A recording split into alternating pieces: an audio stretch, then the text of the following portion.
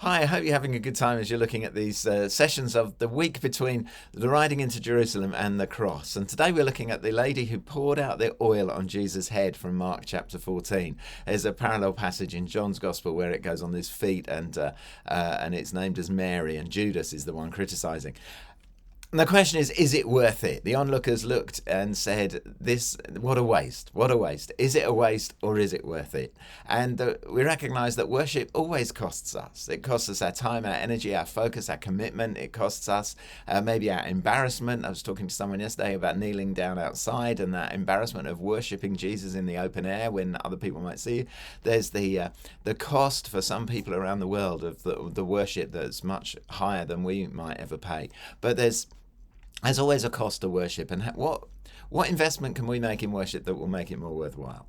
That would be one question. Then there's the whole thing about the way that our worship changes the atmosphere, and I love the fact that the aroma from the incense in the Old Testament was a sweet-smelling savour to the Lord, and that idea that God's nostrils are energised by the worship of His people. That there's something in worship that attracts God's attention. That He rides on the worship of His people. That worship attracts the presence of God, and of course that changes the atmosphere, as does the fact that when we worship, the enemy flees. And see that pictorially in the battle in 2 Chronicles 20, where Jehoshaphat puts the worshippers at the head of the army. Worship changes the atmosphere, and I wonder if you've been in any environments or cities where the atmosphere has changed because of the worship of God's people. Worship is prophetic, and I wondered what you thought about this sort of three foci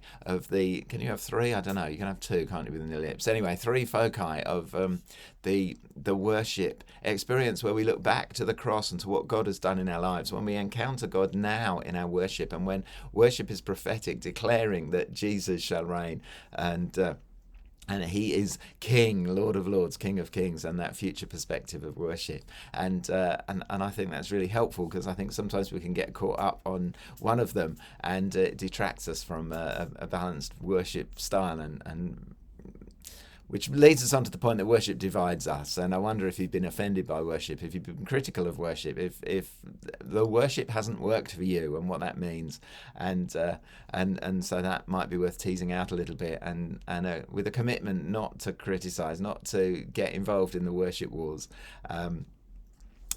And then the way that worship resets our priorities, and I just think that's so important, isn't it? That we bring ourselves. I don't think it's very easy to do that unless we deliberately commit to worshipping Jesus. That reorientates our priorities and gives us a new focus. So the question is it worth it? Over to you. See you in a bit. Bye bye.